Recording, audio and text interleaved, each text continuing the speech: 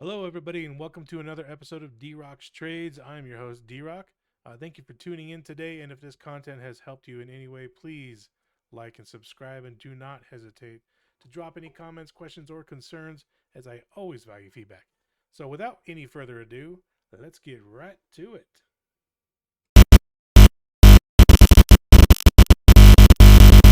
All right. Hello. Welcome, everybody, to another episode of D Rock's Trades. It's been a little bit since I've made a video, so I wanted to apologize about that. But I wanted to hopefully create a nice video here of kind of going over supply and demand. This might be a multi-part series only because really supply and demand is extensive. It's quite a bit. I'm going to try to break it down and without minimizing it or underappreciating it. So supply and demand here. It's kind of first of all, what is it? And it really it's a fundamental concept that describes the relationship between buyers and sellers, and it ultimately kind of drives where market price is going to go. Now, that's in relation to the stock market, which is kind of really where I'm going with this here. But supply and demand is really a core feature of humanity that has really kind of been around since the early days, since really probably the creation of human beings, but really more so, once fire was created and we started, cooking our meat, getting more protein into our brains and thinking more, then all of a sudden, life started expanding and we could create the wheel and et cetera, et cetera. But with that, though, that's really supply and demand has been around since that time. Yeah, they didn't have the stock market back then, but it doesn't matter. Supply and demand in itself as the concept has been around, right? As soon as we really could determine that one person had something that the other person didn't have. That's that's in essence what has started supply and demand. At that point, we said, "Hey, that person has a supply, and I have demand. Let's figure this out." So, uh, in terms of the stock market, though, yeah, price is constantly looking to try to keep the balance as much as possible, right? If demand outweighs supply, then price is going to move up and it's going to keep going up until it finds supply. So if there's so much demand, if people are just buying, buying, buying, buying, and there is no supply, you're not finding any sellers, right? Nobody has any sellers. Well, price is just going to keep going. It's just going to keep going until there is enough supply, until enough sellers step in to say, okay, now this is a price where I want to sell it. I'm glad you finally got here. Here you go. Here's all of my supply. And all of a sudden it floods the market and it outweighs demand. And price says, whoa, we can't keep going up because there's no demand. There's no reason for me to keep going up. I have all of this supply and I have all these sellers. I have no buyers.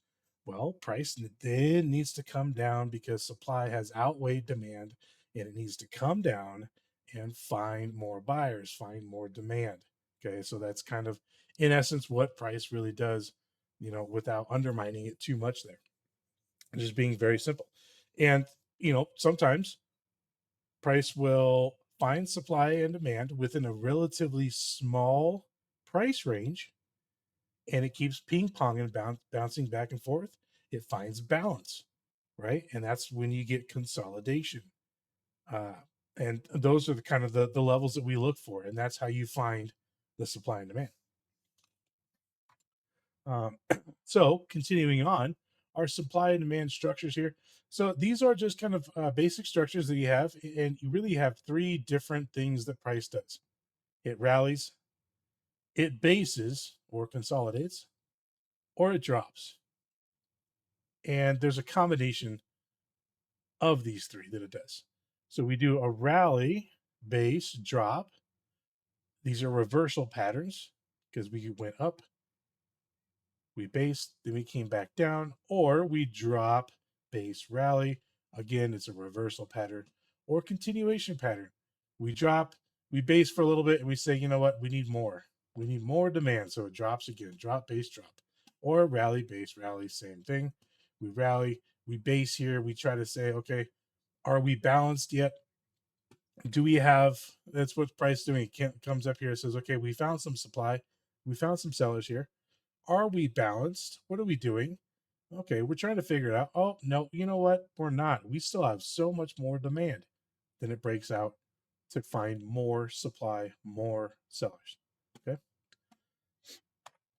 So what is price doing in consolidation?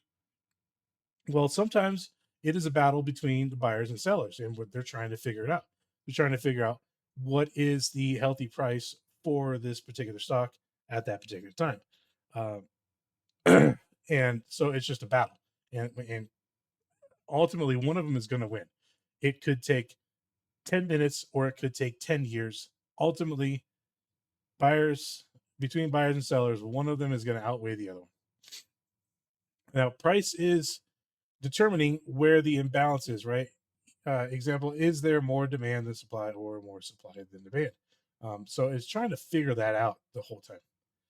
When the difference between those is minimal, that's when you see the price bouncing within a tighter range or consolidation, right? That's when it's finding that balance. It says, okay, we like price here at $10, and you know, uh, and we also, you know, there's buyers here at $9.50, and there's sellers at $10, buyers at $9.50. So it just kind of bounces around between the 50-cent range or whatever the case is. But you can understand that, right? When one of them outweighs the other by a larger amount, okay, so when you start seeing, okay, now price is at $10, however, there's no more supply. There's actually no sellers.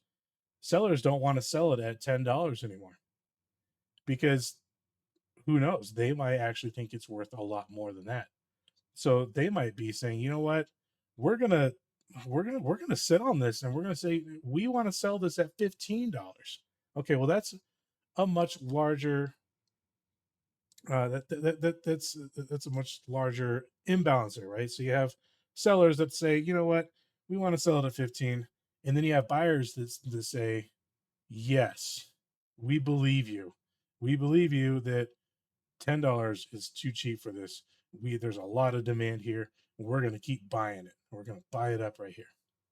And so that's when the imbalance occurs. That's when price breaks out of that small range, and it moves up until it finds supply.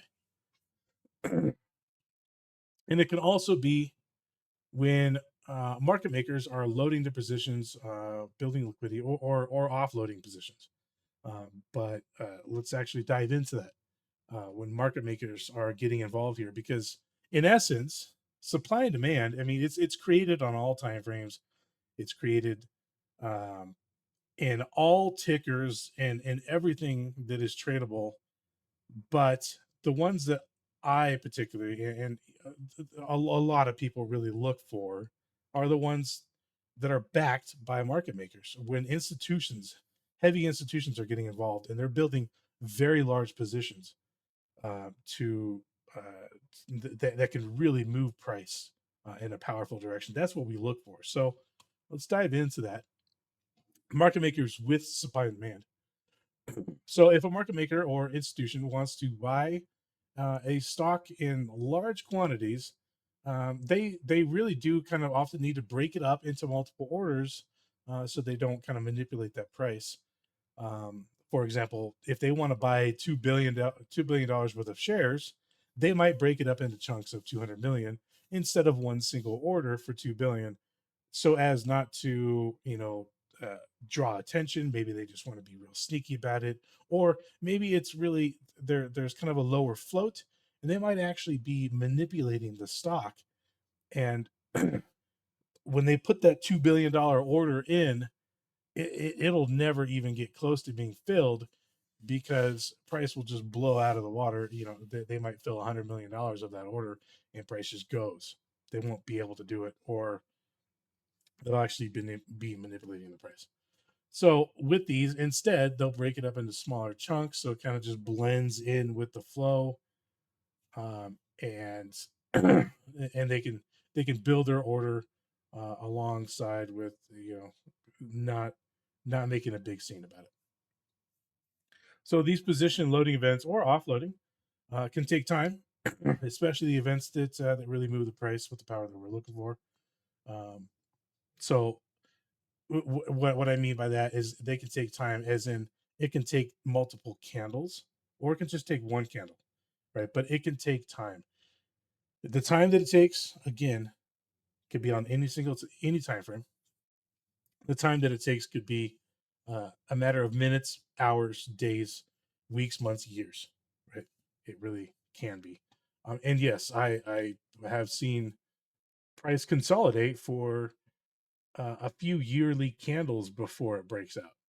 Okay, that is on a larger time frame, right? A much larger time frame, but it can happen. Um, so sometimes market makers aren't able to get the fill for all of their orders before price takes off out of the range, thereby potentially leaving behind market orders that have yet to be filled, thus creating a supply and demand zone behind that price. Behind that price might want to revisit. Sorry. So what that means is that in these periods of consolidation, if a market maker is involved in it, and they aren't always, but if they are involved in this particular period of consolidation, then they're trying to, for just a simplicity of example here, let's just say they're trying to load a position. They're trying to buy Apple, and they're trying to buy billions of dollars worth of Apple, and it might take them a few days. And they're trying and they're filling their orders, but they're not going to just fill orders at any price. They have particular price points in mind. And whenever price comes back to visit that, let's just say $200. If Apple is $200 and that's when they want to buy it, great. If price moves up and it gets to $201, their orders are still in the books for 200. So they're not filling their orders yet, right? They have multiple orders set in line to fill. As they get filled, price is bouncing around, it's moving around. And so that can happen. And sometimes they have, let's just hypothetically say they have 10 orders of $200 million each, and only maybe only 6 7 of them get filled, right? Well, they still have 3 or 4 orders of $200 million each that need to get filled at this price point, $200. However, Apple broke out, and now Apple's $205, right? So it made a huge move. Well, the market makers have all the time in the world. They're not concerned. They're not concerned that price Apple has moved up. In fact, they know that that's what's going to happen, or they're banking on it, they're hoping on it. That's why they're putting so much money into it, because they're trying to buy it, because they know that 205 is really nothing. They're holding this thing for years. Uh, for however long they're going to hold this for, they're looking for Apple to reach, whatever. Maybe it's 210, maybe it's 220, 250, who knows? Okay. But they're holding it for a much longer term. So when that price breaks out to 205, they're saying, yeah, that's okay. We still have these orders in here and they're good to cancel. So we'll leave them in there. And yeah, we'll just see what happens. And they wait. And if this happens, because this does happen a lot, but these are these are the zones that we look for. Is when that price comes back to that $200 level, and those market makers have their orders still in there and they get filled, that's what we look for. And we look for price to then break out beyond that initial 205 breakout that it did. And I'll get into that with more examples here in a bit. But these are the levels that we look for, uh, you know, are potentially when market makers are involved. Now, you really, you know, at least I don't, with the tools that I have as a very simple retail trader, I don't know if a market maker is truly involved in a consolidation zone or not, right? I really don't. There are signs that can show you, with volume and how it's consolidating and for how long, et cetera. And, depending on the ticker as well, that can really give you good insight and clues as to if they might be involved or not. But we really don't know, or at least I don't at this point. So, how to find these? So again, supply and demand is fine on all the time frames. And these zones, as I said, price consolidates, and that's when we're looking for is in these consolidations. That's when supply and demand can be created, and it doesn't have to take multiple candles. You could do it in just one candle. And so, if you're looking on the daily time frame or the hourly time frame or the 10-minute, doesn't matter, consolidation, these basing zones can only be one candle. It can do that sometimes. And if that's the case, it is what it is and it takes off, but it might not have as much strength. It might not have as much strength as something that takes 10 candles or 10 days or 10 hours or 10-minute candles or whatever the case, right? So just understand that it's just like any other indicator, any like it's just time frames in general. The lower you go, typically the less powerful it is, the less confidence that you might have in it, etc. The longer the consolidation, the stronger the move can be. If I said that. So looking for the look for the powerful moves, and then we look at the candles immediately preceding these moves to see if a supply and demand zone was left behind, i.e., a market imbalance, right? So when we're looking for large sticks. We're looking for huge green sticks, huge red sticks, where price just really gets going. It breaks out of consolidation zone and makes a huge move, and we look immediately right before that to see if supply and demand was created that potentially needs to get revisited, that it has a market imbalance there where price did not test that again before it took off. And I'll show you. Oh, here we go. Examples. So let's kind of dive in. Let's look at Apple. And Apple is now $239. That is 229. That is crazy. That is crazy based on the move we had. But here, Apple, I'm right now, I'm on the daily time frame. Okay. I have my drawings disabled. I'll turn them on here in a minute. I didn't want to overwhelm you with the visuals that I have because I do have a lot of other drawings on here that I'm not interested in removing at this point. But I wanted to show you Apple here. So looking at Apple, right?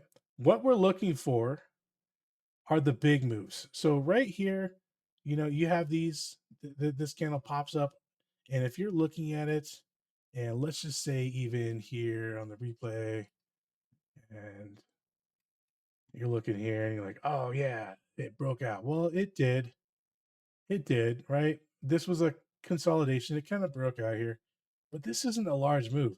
This right here, this is a big move. This is multiple days in a row of selling hard. We went from 236 to 208, 207, something like that within a matter of 4 days. That's a big move, especially on Apple right there, right? That's a big move. This is what we're looking for. We're looking for these kinds of moves right here, not this. This is a nice little breakout, sure. It did make higher highs, you know, but this isn't what I'm looking for in terms of supply and demand. Okay. I'm looking for this right here, or even furthermore, like this. Okay. So let's look at replay. Let's go back here. Let's try to look here. Okay, so at this point in time, let's see, when was this? December of 24. Apple kind of made this big move. This is a big move, right? This is a big move for Apple, cranked up here. And we're gonna do the replay here. And that was a nice daily candle. Another one. And then all of a sudden, oh, now we're making a new lower low here. Not to be too concerned, you see here, it did the exact same thing before, made this lower low, kind of faked out some sellers only to rip up and make a new higher high, right? So at this point, this right here could have been considered. Oh, and because I started drawing, my drawings came back. This right here could have been considered some daily demand that was left behind, because this was the high of this candle. This candle here popped up, and because the next candle did not come down to touch this, it actually left what we call market imbalance right here at 252. It actually left this imbalance because this move and it broke out, right? Because price didn't come back on this candle, this one right here. Not this candle. This candle, it was kind of the determination of prices moving beyond where the previous high was, or if you're looking at downside the previous low. So and actually, you know what, let's see, can I go back? Yeah, I can. This was a really good one right here. So this candle here, we broke down this at this point in time on this day. This right here was a market imbalance. There we go. This 249.78. This was a market imbalance because price is down here. The previous day, we left behind. So what I would expect on Thursday here would be the higher probability. And I say expect. What I mean by that is there is a higher probability that price could test this if it wants to continue downside, which it did. Move that. So it did. It tested it, but then it broke up way past it, right? So this here, but because it closed kind of right on top of it, right below it, I wouldn't necessarily consider this at that point to be an imbalance test to continue lower. I wouldn't necessarily say that because it did close at a higher low, right? Or I'm sorry, a higher high from this previous candle.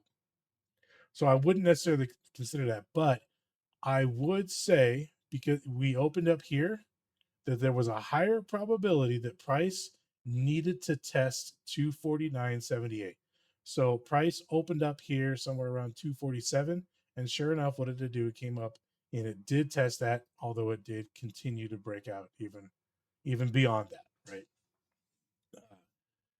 right? But nonetheless, let's get rid of this here, and we'll try to keep going here. Okay. So once it did that, I wouldn't necessarily say, okay, yeah, we're ready for some more downside because of how this candle closed and how it reacted. I would say, okay, it's still consolidating. It's still trying to figure it out. And then here we go. It breaks out, and it breaks out over this candle, and it makes a new higher high of this range by breaking out over this candle right here, right? Which could potentially be the actual market imbalance, 254.28 versus this. I use this as the market imbalance because to me, right here, this is now demand zone. However, because it was consolidating right before that, and that's what I said in my slideshow, I look at the candle immediately preceding or candles. Because of what it was doing here, we consolidated. So this could actually be the top of the range. So I will flag both of them as potentials. But at this point here, there's no action. There's no action to take other than on this next day, on Monday, I would say that there is a higher probability that price needs to do one of two things.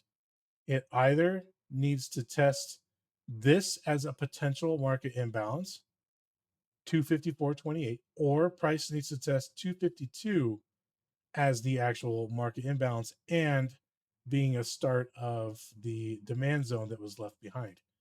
I would say that there's a higher probability of those, one of those two things. It doesn't mean it has to. Price can just continue to, it can gap up and just go beyond here. Price never has to ever even touch this again. Never does. Never ever does. But the probabilities are what they are, and this is a game of probabilities. So I'd say there's a higher probability that we're going to touch one of these zones. And so I wait for reaction. And let's look to see what it does. And what did it do? Price opened up above it, but immediately came down. And at that point, when this opened up, you can probably imagine what this daily candle started to look like. It started to look like we were selling off. But to me, as this candle was formulating, all I was saying was, okay, well, we tested this. This could be the market imbalance, and it could just be fulfilling that, coming down here and grabbing a little bit more demand before it continues. Or we might actually have to wait until here. So if I wanted to scalp a short, yeah, sure, maybe I could scalp and say from 254.74 where it opened, I could say that there's a high probability that it's going to go to 254.28, so 50 cents. Yeah, there could be some money made there. Is that really good R&R? No, not really. So I would hang back. Now, if I really, really, if we didn't have this wick here and we didn't have this range, and this was truly the only contender, then that might be a good potential where you say, okay, look, we can either wait for price to come down here and touch 252, depending on the type of market environment that we're in, or we can try to short it until it touches that and make this our target, right? But because we had this upper wick here, we had a range going on here. There was that question of, is this the imbalance or is this the imbalance? It's just, for me, it's a hands off. Let's just see what price does. In this case, it came down, swept it, and actually made a new higher high. Okay, well, still no action to take. Really, there's just none. At this point, now, once price took off like that, I kind of said to myself, okay, this probably was the market imbalance, and it cleared it. As this candle, right, and you can see it's not perfect, but this candle here, I would have expected it to come down here and touch the high here, 255.07. It did not, which is okay. Instead, it continued. And notice our volume here, though. Right, notice our volume. So price is pushing higher. We had a huge volume surge on this breakout, which is good, but not anything following that. It's actually below average volume here following that. It's Christmas Eve, right? You got to take that into effect too. This was Christmas Eve, half day. Yeah, nobody's in here doing anything. But unless we'll look. So of course I didn't have this line drawn at that time. I didn't know what the all-time high was. This did end up creating the all-time high in hindsight. I didn't know that at that point. What I did know at this point was, okay, this might have been the market imbalance that it left there, but we probably did still leave behind some demand right here. And so I'm probably still watching this. Why can't I? Oh, it's because I'm in replay. So I'm probably still leaving this here drawn out just in case there really was some good demand left there. But now I know that, okay, now price is getting ahead of itself a little bit. We're getting a little extended. We definitely have a market imbalance left right here at 255.65. And I only say that because, price took off beyond that. And this candle did not come down to test this. So there's an imbalance. This could have been a rest candle. There could be orders in here, but price never really touched that. If you look here, it's actually pretty common for price or to get close to it, but it's actually pretty common for price to kind of do that.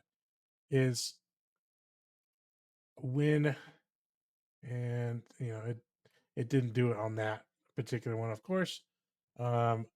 not finding good examples, but it's usually after the big moves anyway, right? And that's really what I use those for a lot, is on the big moves. But there's still an imbalance here. Again, these imbalances never have to get touched again, or they could be really big levels that it does need to get back to. Uh, we'll keep going on here. Kind of lost train of thought there for a second. That's all right. Here we go. Okay, so on the next day here, now we created a new lower low, lower high, and we came down. We swept this imbalance. All right. So this is no longer an imbalance. We no longer care about that. This is no longer an imbalance either. I kind of had this marked just because it was kind of significant at that for a little bit, for short term. Okay, so we'll kind of leave that there. But we still haven't come down to this zone, which is really what I think would be the demand zone. So we'll look. Okay, so now the next candle here, we gap down. We gap down. So now we're actually leaving an imbalance right up here.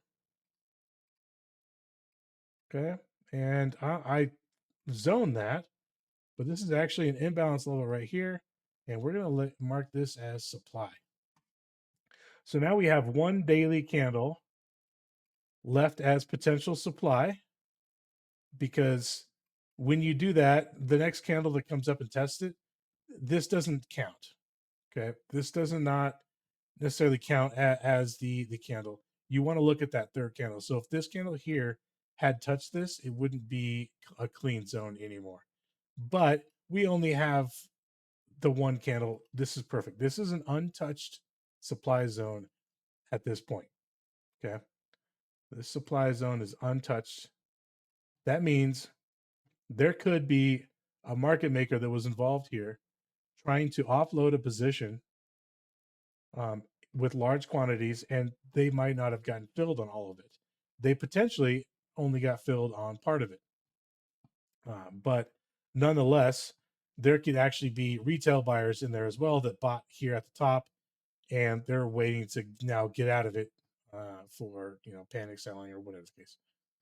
But nonetheless, they're supplier. That's all it is. And we came down here. We touched this demand zone that I had previously drawn. Okay, so now this demand zone, it might still be valid, but it's no longer clean. It's no longer fresh, right? Because we did have price come down here and touch that. We could scoot down to lower time frames, and that didn't help.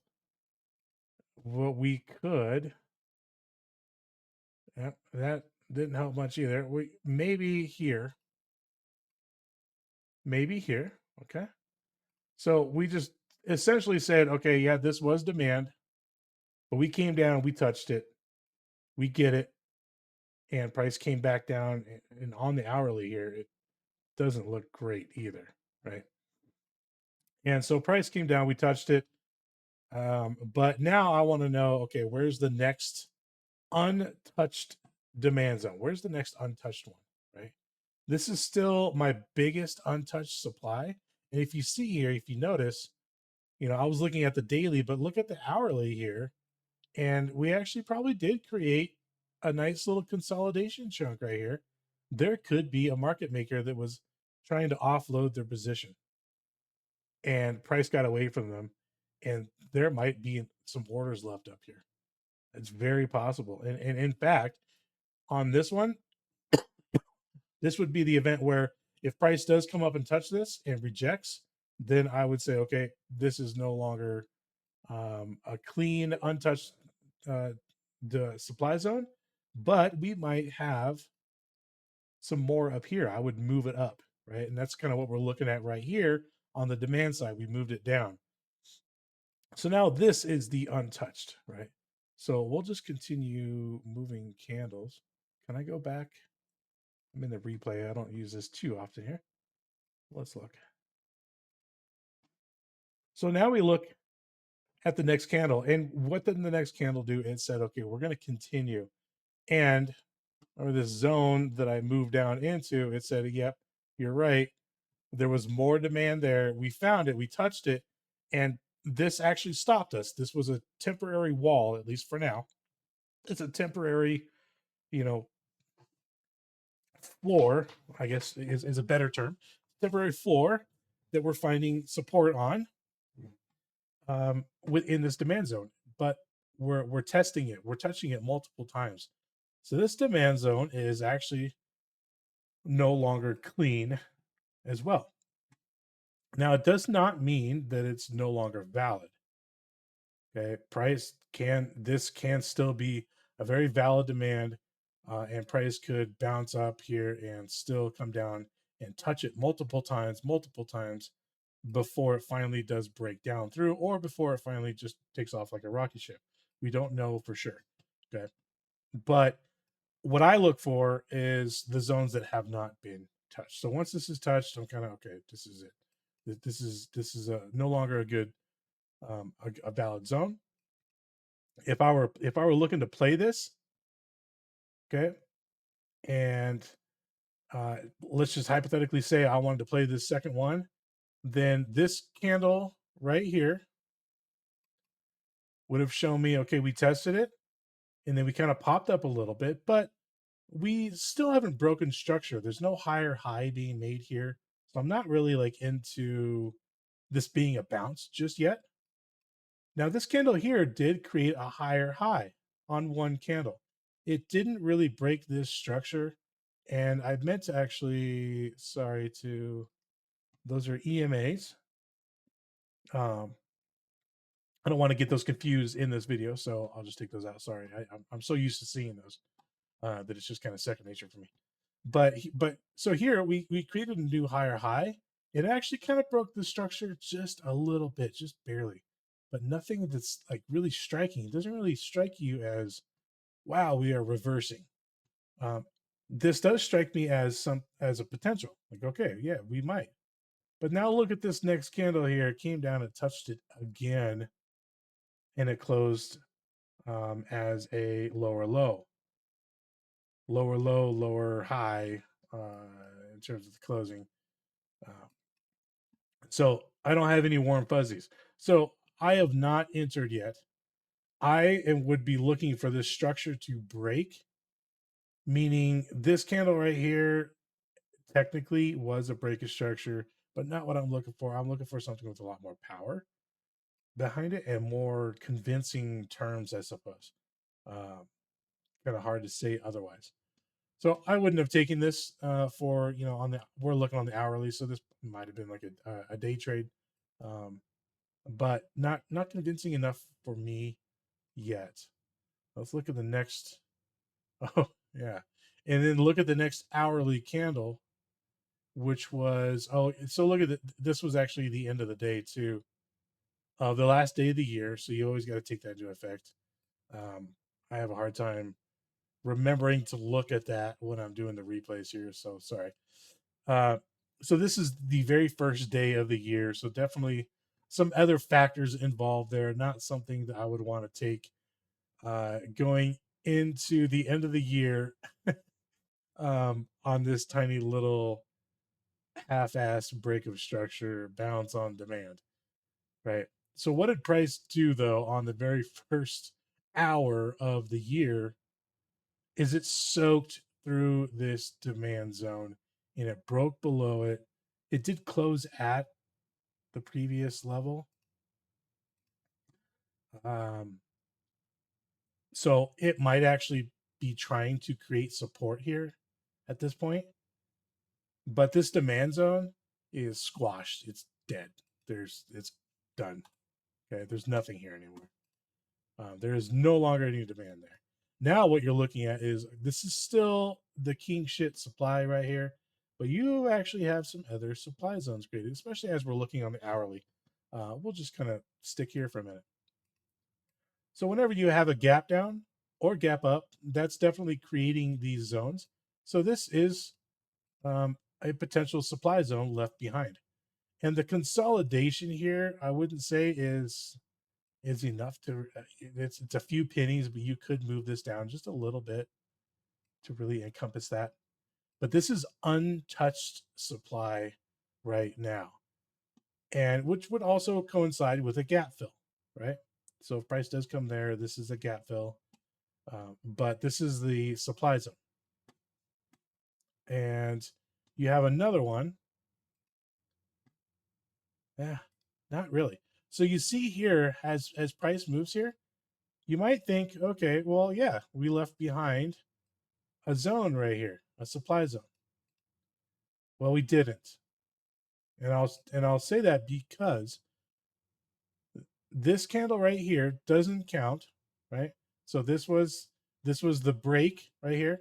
It created a new lower low, but this candle then came back up into that zone. So this was actually the test. This was actually price doing what price normally does and being the higher probability that it's going to come back here and test this market imbalance. It never left an imbalance here. It never did. Let's go. Can I select the bar? Yeah. So we've got here at this moment in time, we've got price consolidating, and we don't know what's going to happen yet. We don't know if it's creating supply or creating demand or neither. We don't really know at this point. But once price breaks through it, okay, now we've broken through here.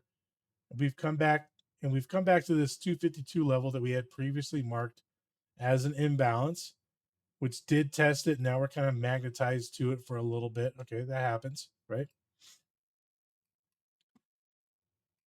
Now, if right at this point we have a market imbalance right here, this candle,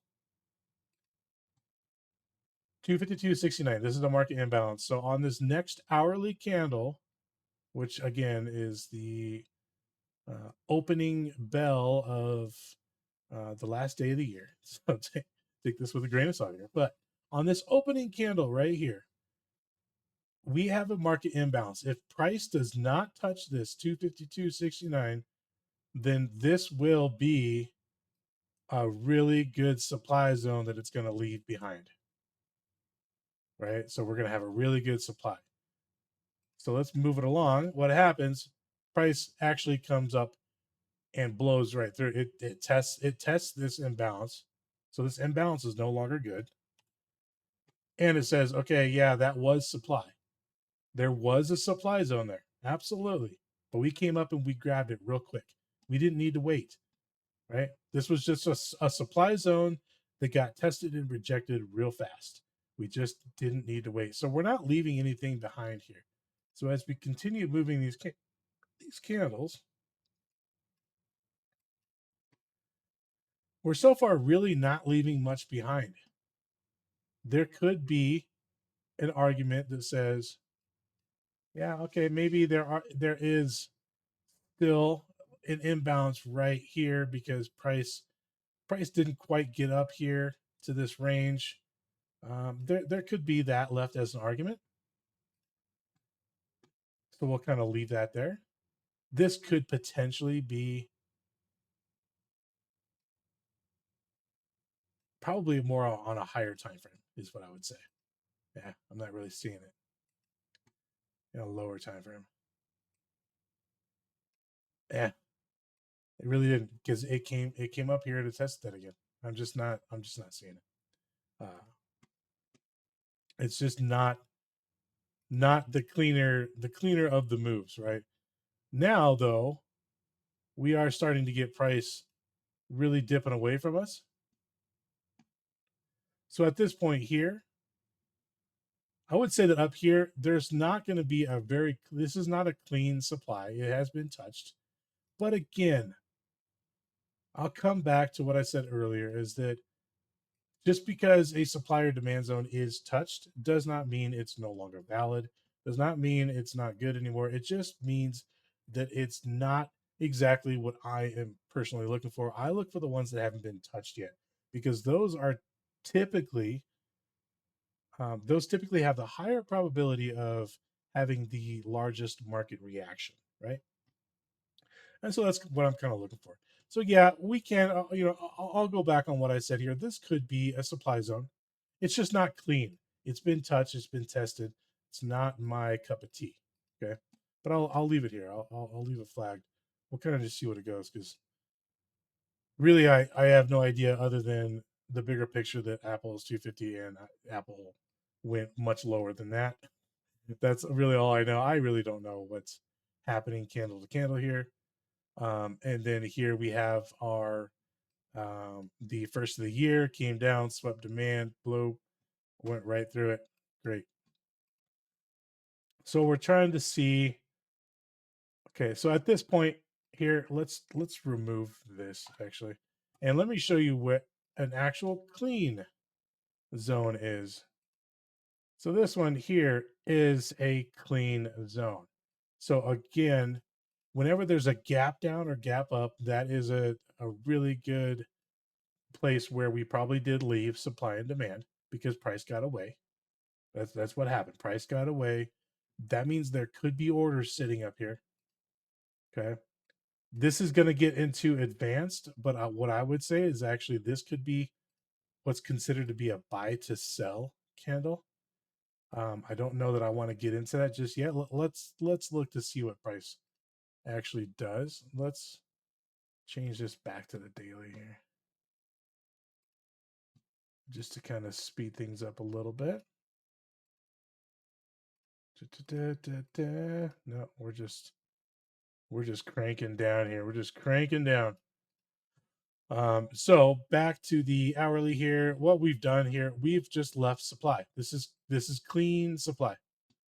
It just because we didn't come back and test it within the next many hours doesn't matter. There could be clean supply here. There could be orders sitting here. This is something. This is notable.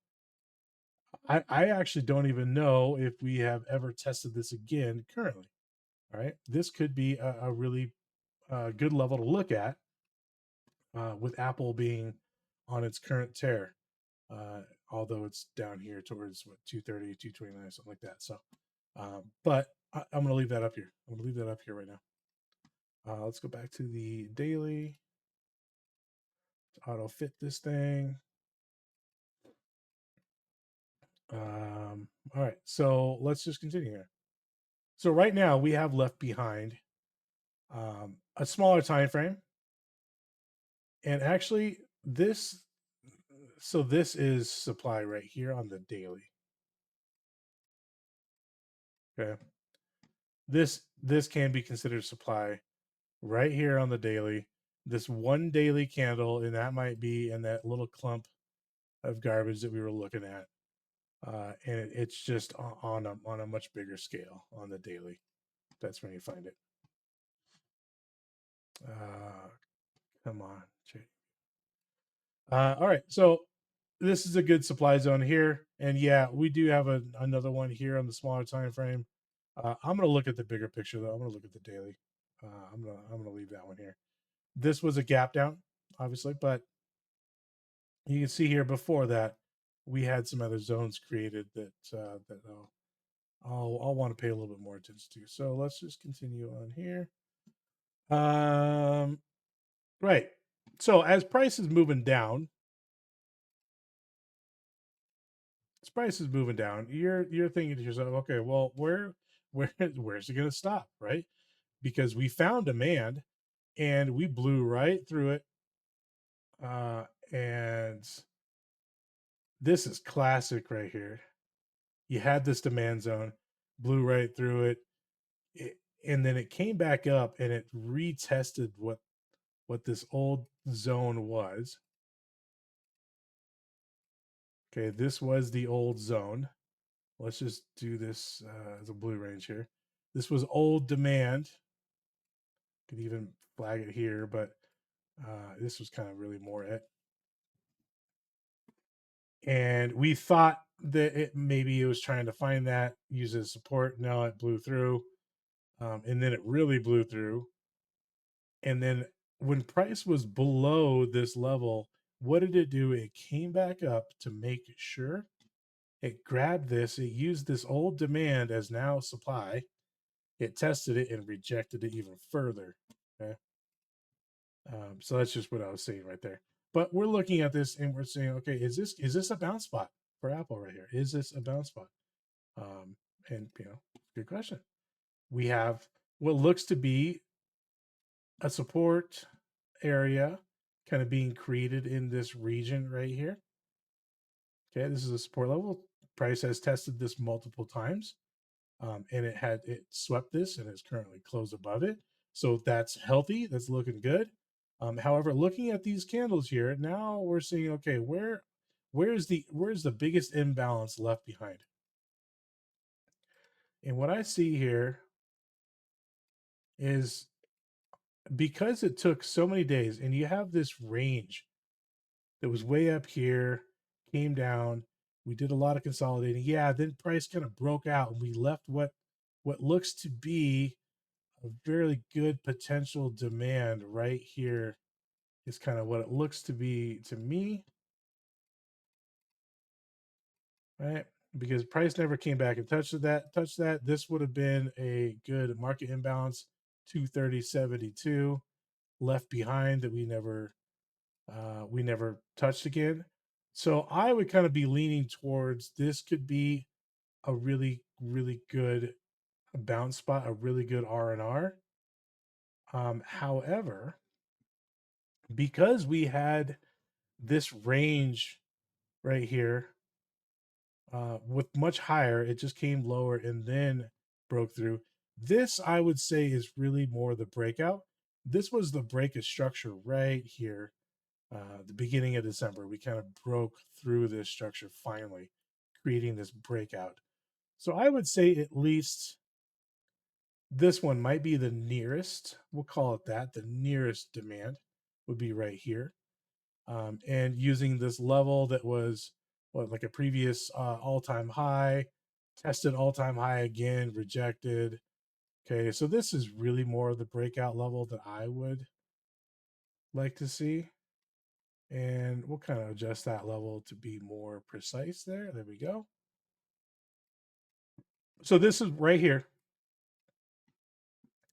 If I were waiting for price to start making a reversal, this is liquidity for me because I know that right below it, there is some demand left behind. And there is smaller demand here on the all-time high breakout. There's potentially larger demand here because it did consolidate for a much larger time or a longer time frame. There's really a lot more consolidation going on here. This might be like a weekly or monthly kind of demand right here. And all I've done is just kind of shrink it up um, to a daily candle here. And we'll break this down again here. So let's look, see what happens. And there is price came through here. And if you thought that this was demand, it might have been. There was a maybe a small reaction, maybe on a smaller time frame, but it just blew right through it. And not only did it blow through it, more importantly, is it blew through the bottom of what I had currently drawn, which even when I go to this candle here, so this demand is not strong anymore. This right here was a failed attempt at it, in my opinion. And had I not been patient, because you can play supply and demand in a very simple matter of once price touches this, you just buy it, right? And then your stop loss is right below. Well, in this particular case, if that would have happened, you would have bought right here and you would have actually been stopped out on the same day, which, can happen. I personally prefer to wait for demand to find these zones and then to start bouncing out of it and breaking structure. So this would have never been a buy for me. This was just proof that this is really not a valid demand zone at that point. So we'll just remove that and we'll see. Now you see this demand here, this market imbalance that was left where it consolidated for a much longer period, much longer time frame. This right here was only one candle, maybe two or three if you wanted to count this consolidation here. This was a much longer time of consolidation that it did. And yeah, price was down into here. That's when you could consider this whole entire thing adds demand. And you look for kind of volume being kind of steady, stagnant, and then all of a sudden an increase, a surge in volume, price kicked up when it broke out of this range. This is kind of how I know that this was a good demand zone, is because we consolidated right here with kind of average, low to mid volume, and then all of a sudden a surge in volume on the breakout. And so I would know that when price came down here, I would say that the probability, and not, when I say no, that's really the wrong terminology. I would say that there's a higher probability that there is going to be a reaction here of some sort on price when it gets to this level, when it touches this. Now, whether it's sustained or not, that's a whole different story. But I would expect a reaction, and it could be on a much smaller time frame. The reaction could be on a 10-minute time frame, and it gets an initial bounce, but then says, no, this is not enough. We need more demand. Okay, that's unknown. However, in this case, because price came and touched it and bounced out of it, this is still not a buy for me. This is still not a, hey, this is a good demand. Not yet. Not yet for me. What I would look for personally is I would look for more of a break of structure after this. Okay. So you can flip down to a lower time frame and you can say, okay, yeah, price did touch this. And then we had a break of structure here technically with this candle, but really more importantly, it actually created, this is how it created the hammer, is we sold right down to demand and then we broke this structure. So if I wanted to play, since I was on the daily to the hourly after a big fall like that, you could potentially actually look at this and say, okay, yeah, well, we're bouncing out of demand. It did break structure. It didn't break this previous candle here. There is still a lot going on right here. But you could potentially take a shot at that. Now, I wouldn't say that this is a good risk and reward because of the fact that you've got potential supply sitting right here, just right there, right? Look at this volume shelf right here. So you have supply from that previous candle just sitting right there. So what I really want to buy right here, because it touched demand zone and it broke structure, created a new higher high on the hourly time frame.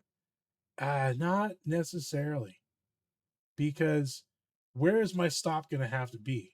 Well, depending on what I'm playing. If I'm just playing supply and demand only, man, my stop would have to be like, at least here 225, below this 225.62 level, below that.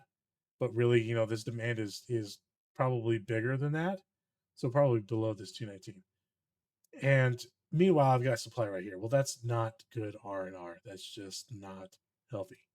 There's nothing about that that says, yeah, let's grab something with a really low ceiling and a really long floor. No, no thanks. We can, however, say, well, maybe it's going to come up here and test the supply. Maybe on this reaction, we actually go short and we look for a break of this as our target, right? That might be a little bit more better R&R because you could even have a stop loss here of 237.50 right in that range.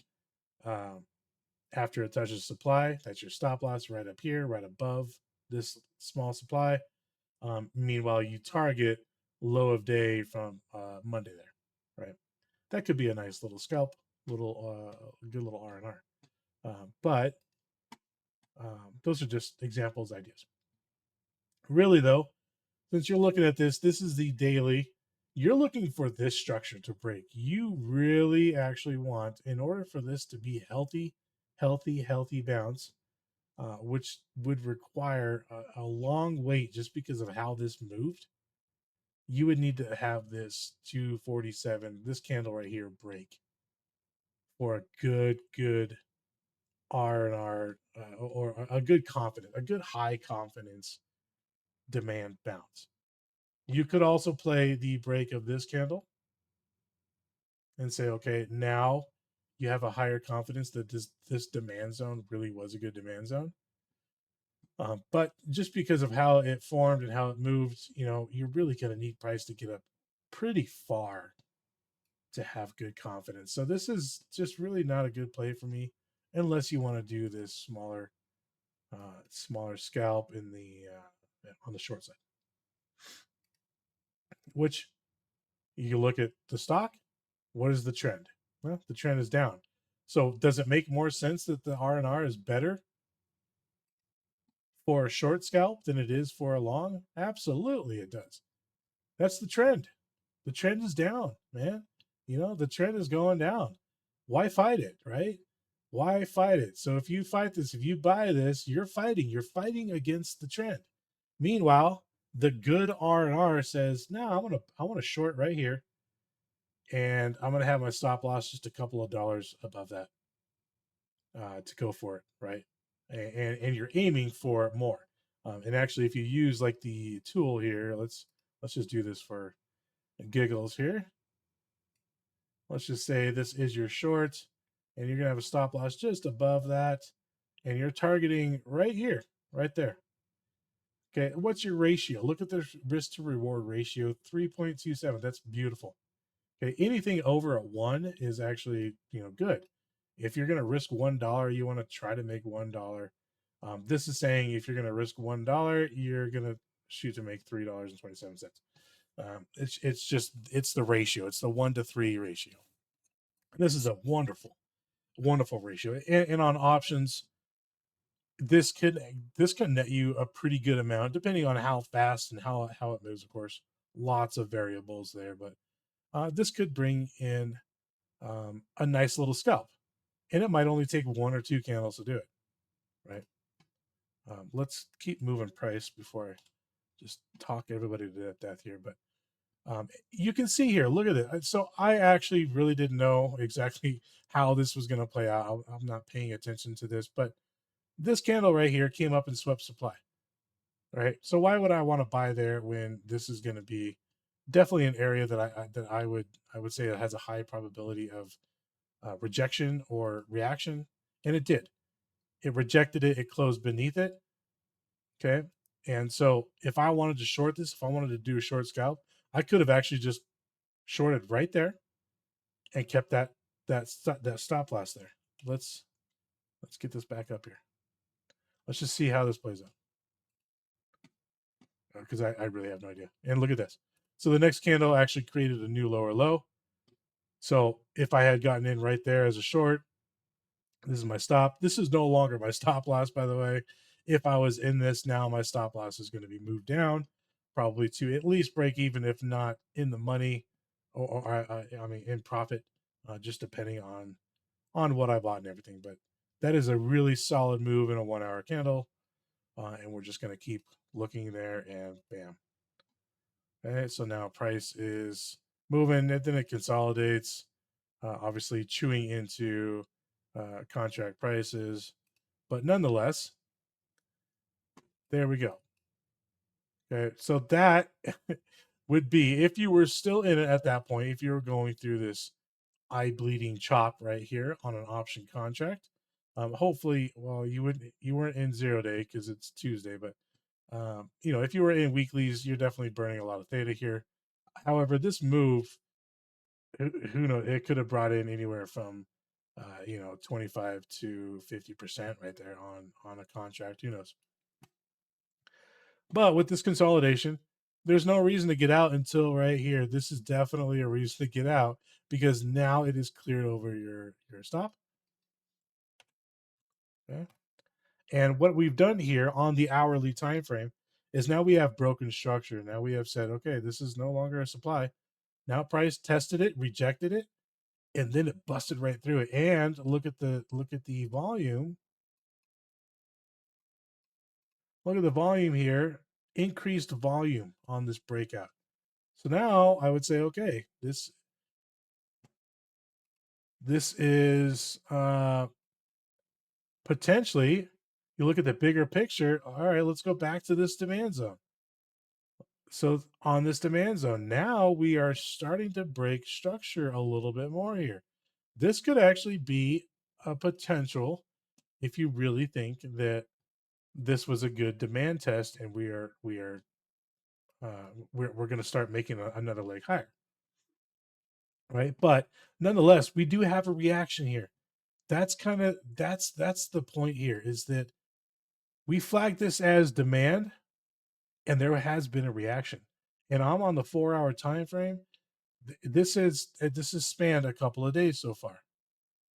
Okay, this has spanned a couple of days so far. Let's continue to look here.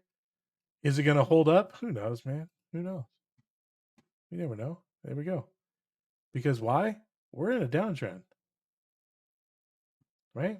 We're in a downtrend. So then you start mixing in things. I'm not going to get into that here on this video too much, but you've got here what looked to be, let's do, yeah. I'm just in this trend right here. And yeah, sure, this broke out. This is actually, a nice bull fake. This is a good bull trap, right? Because you've got bulls that are saying, "Yeah, we touched demand, but we're starting to break structure here. I like it. I'm going to buy in here because we broke this structure. I'm going to buy in here. We broke this small trend that we've got going on here. We can even bring this up higher, right? It's still we're breaking this trend. It looks good, and then all of a sudden, it doesn't look good.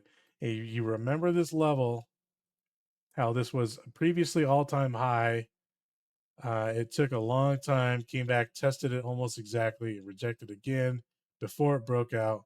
Well, now it's using it again as a playground, right? So now we have 230, this 237.50 area.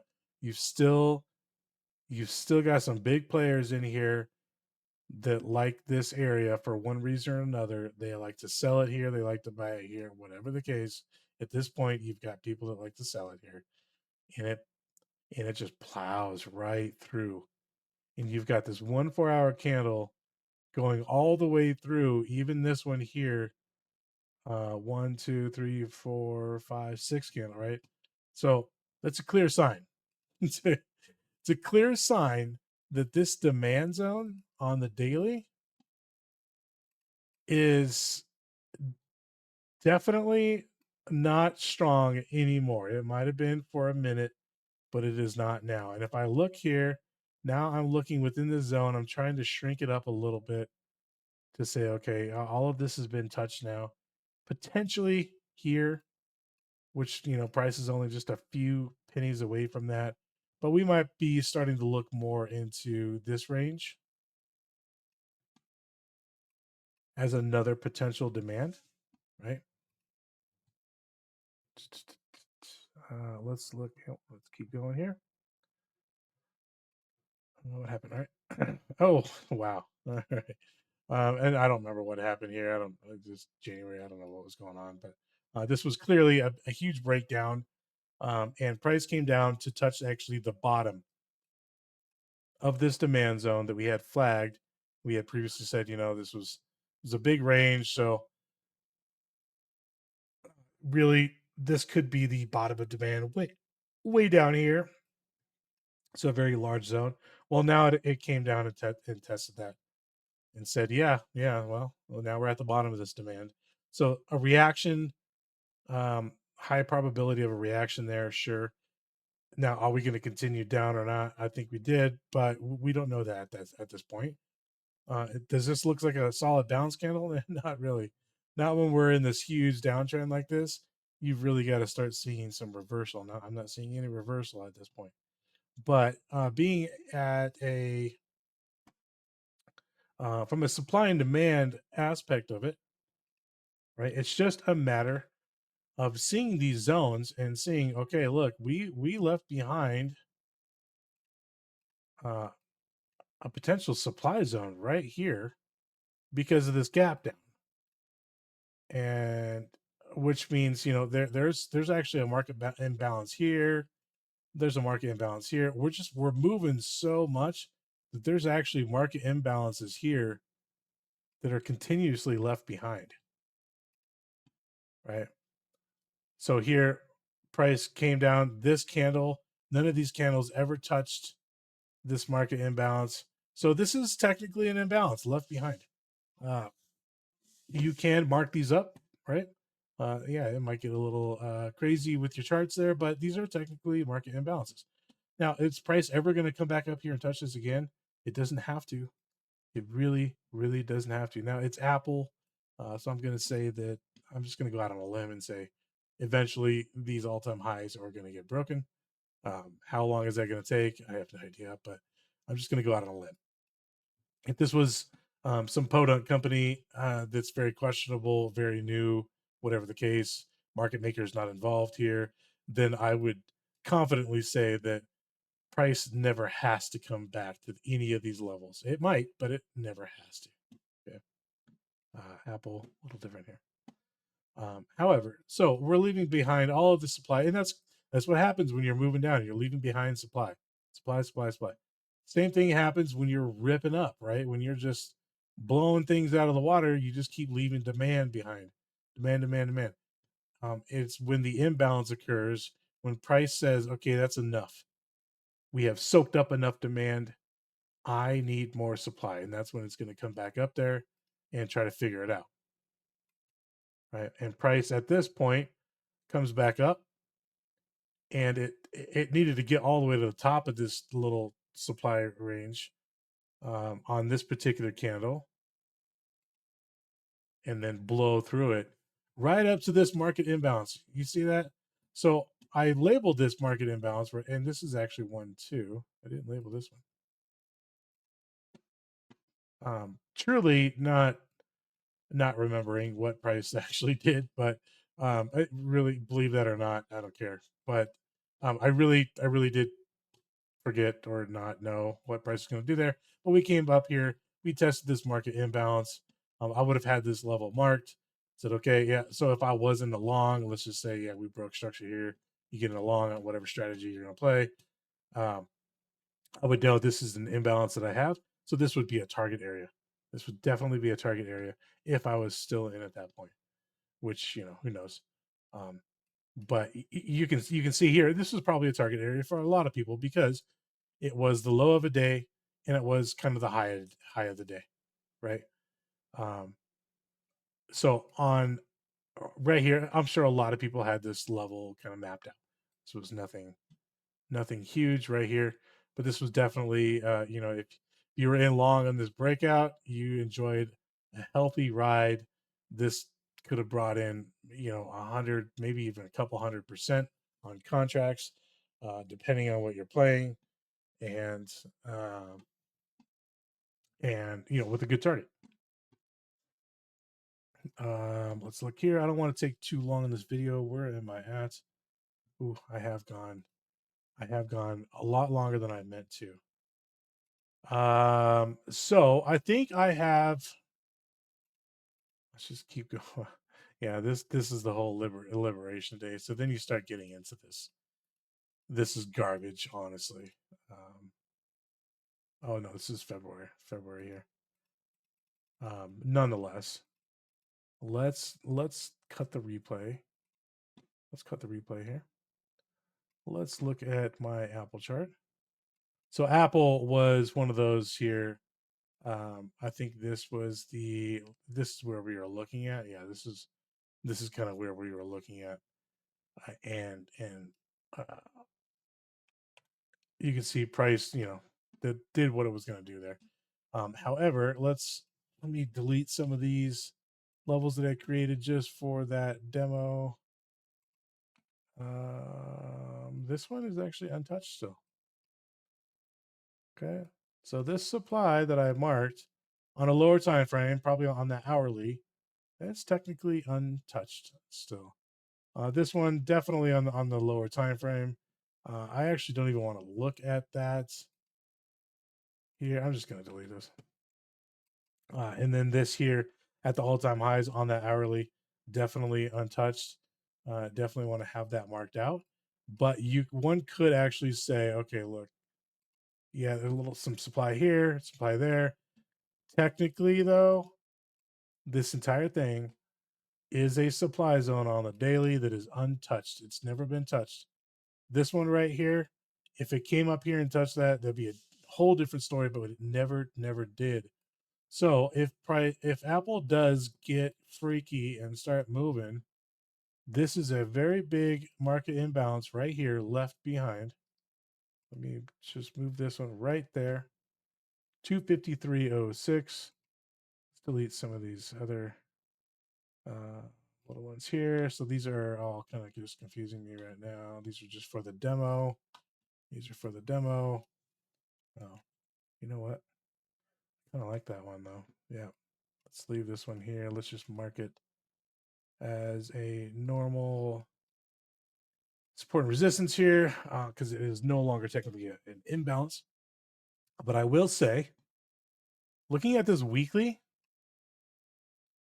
this was an imbalance level right here. Market imbalance. Because we had the week of March 3rd, created this, um, really just kind of tested the bottom of a new range that it was kind of trying to create. But then here, March 10th, we busted right through it and price just really took off. So if you had the market makers trying to offload positions here, price may have gotten away from them, but it never came back in this week right here of March 17th. It never came back up there to immediately test this and say, okay, we're good, right? This is an imbalance. We created an imbalance. So this is kind of technically the start of a much bigger picture supply zone. Actually, I don't want to ruin that one. Let me just kind of create another zone right here. Okay. So on the weekly, for temporary purposes, let me just turn that one off. This is a huge weekly supply zone that created. And what did we do here on last week? We actually came up inside of it. We tested inside of it, but we did close. Let's see, what is it technically?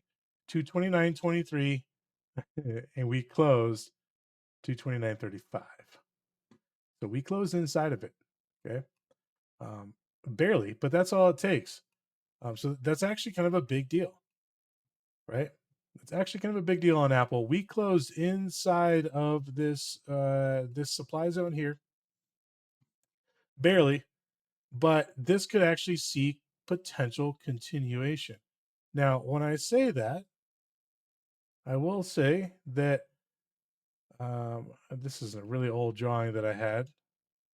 I had this mapped out right here on this week.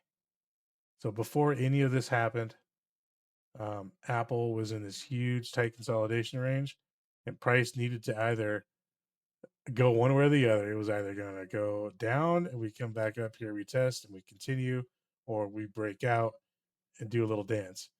We ended up breaking out. It did come back a lot more than I thought it would, but it made sense. I can actually go over that too, but let me just delete this. Yeah, making this video a lot longer than I thought, but I think there's going to be some. Hopefully, there's going to be some good content here. Let's discuss this weekly on Apple. Let's discuss this weekly. We've actually left behind what a market imbalance. I do have this level marked out here at the top of the range. This might technically be the market imbalance right here on this candle, 214.85. But it's so close to this range that I'm going to kind of just probably have both flagged and consider both of them as potentials. So 216 or 214, somewhere in that range. But we have this demand zone, which again, you look at the volume shelf too. There's a little bit of volume up there, so we can go ahead and move this up here and consider this whole thing to be demand that it left behind, right? So prices never come down here to touch this. Whoops. So the probability is higher that price needs to come down here sooner than later to touch this right here, but it doesn't mean it has to at all. And because of the strength and how this broke out, I wouldn't necessarily say that we're going to get down that far just yet, because that's a pretty good distance there. It's a pretty good distance. I would say that we're going to visit this at another time down the road, but who knows? I could be wrong. we could just shoot straight for it. We could just get right to it, test it, clear the imbalance, and then continue to move for higher highs. Who knows? Right now, though, if it did test this week, what else does it line up with? It lines up with this trend that was broken, like a failed breakdown, and then we blew right up through it. So, that's got some confluence. I'll tell you right now, off the bat, if Apple does test 216 to 1485, 215, somewhere in this range right here, this is definitely a potential buy zone for me right here. I would then use my trend strategy, and I would stay. I would say it needs to withhold this trend. So I would have a pretty tight stop loss. I wouldn't be going down here to the bottom of this demand zone. No, just me personally. However, let's continue here. So as price breaks out, we have left behind demand. And what did it do? Price came up here and it tested this supply. It broke inside of it. Okay, and that's just simply in a nutshell that's what's happened here with Apple, and that's on the weekly time frame, right? So, um, the higher the time frame, the more powerful the move can be, or the longer the consolidation, the more powerful the move, etc. But you can then bring it down here. So we'll bring it down. We'll say, okay, this supply, it's been tested. It kind of actually touched inside of it. I'm going to shrink this up a bit. And actually, instead of doing that, I already have a supply that I was looking at. I think I have this one on the 4 hour, but let's just leave it here. This to me is a buy to sell candle, which is just a fancy term of saying supply. It's just, to me, I look at this and I see a different type of supply that is definitely um, areas of interest for me, probably higher interest than a regular supply or regular demand. So when I say a buy to sell, this is what I mean. Sometimes, not all the times, you have market makers building positions, or in this case, offloading positions. They want to get rid of Apple, they want to sell it, or they want to short it, whatever the case, but they want it to go down. Now, they don't want to just rip it down because there's other people, trying to sell to. They don't want to create this panic selling, whatever the case. And so, what they'll try to do sometimes is, on one hand, they have X amount of shares that they're trying to sell. Well, in order to fake, in order to do fake outs, in order to do like a bull trap or a bear trap, if it's going the other way, price needs to trap them. It needs to fake them out. So what they'll sometimes do is they'll create fake positions and they'll use smaller amounts and they'll actually buy it. They'll actually buy the stock, even though they want to short it, even though they want to offload it, but they'll have a completely separate position, a much, much, much, much smaller position that they're willing really to never see again, right? Technically. But market makers don't like to lose money. They just don't like to lose money. They want to get that money back. So if they bought a position right here as a buy to sell, if that were to happen, if that were real, if it were actually a thing for this particular candle, then this is what I would expect for market makers is that they have this much smaller position that they bought only to just then sell it off, right? So we're selling it off, but they bought it just to trap people. They bought it to try to get people to buy into it as well, to try to grab liquidity, right? And then they immediately dump price. And so, if this were true at some point, because they have all the patience in the world, market makers do, and so they have this small position of Apple that they bought, and right when it gets up here, it's now at break even. Well, if they want to continue their short run, which I don't know, but if they wanted to continue that at this point right here, this is not only just supply, this is actually them offloading that entire position at either break even or a very small loss or a very small gain, right? Does that make sense? So they would buy it here in order to fake people out. So they buy it only to sell it back at another point in time. So it's a buy to sell. The same goes with selling right here.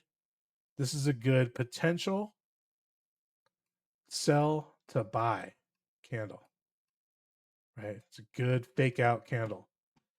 So you've got price here. It's just plummeting down. It broke trend. Oh my gosh, it's over. Never mind. We thought Apple was breaking out. Now it's breaking down. Everybody panic selling. Huge sell candle here. And then you have this tiny, tiny little candle right here. You see this little guy? Look at the volume here. Pretty low, right? This can be a sell to buy candle. So I would personally have this candle flagged. Oops. Demand sell to buy. As a sell to buy candle. Meaning, sorry here, let's go here. Meaning that if price were to actually come down here ever again to touch this, and when I say ever again, they do have all the time in the world, but it might be since it's a sell to buy, it might be need to be sooner than later, uh, if that were to happen. But if price were to come down here and touch this again, I would actually think that price could easily bounce at this point, or at least initially have an initial reaction, because this would be potentially a position, a separate position where the market maker sold it to try and get people, even more people, to faked out, because it even closed below this resistance before it just launched. I mean, this is dirty. This is dirty, man. If you're looking at this, where's the replay? You're looking here at Apple. You're thinking, okay, yeah, we broke. Not only did we break support, we broke trend. We came back up. We retested it. This is a solid entry point as a short. I'm going to short this. I'm going to come down in here. Okay, yeah. Now we have a further candle that's rejecting this previous level as well. So even more confirmation. All right, cool. I'm in shorts. I'm good. And let's see what happens the next day. Oh, I'm not good anymore. Wow. And then, then this candle just comes up and says, no, I'm sorry, shorts, but just kidding. Yeah, this is called a fake out. Okay.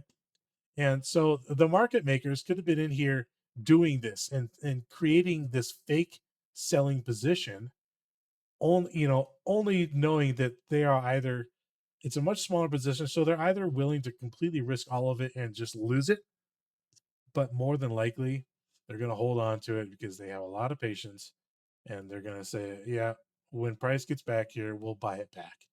We sold it, but that's not the position we want. We know that this small position is going to be underwater for a short period of time or however long, who knows, but they're willing to deal with that only to get more liquidity, to get more people on the wrong side of it so that they can rip price through the roof. Right. And the same goes with the sell to buy.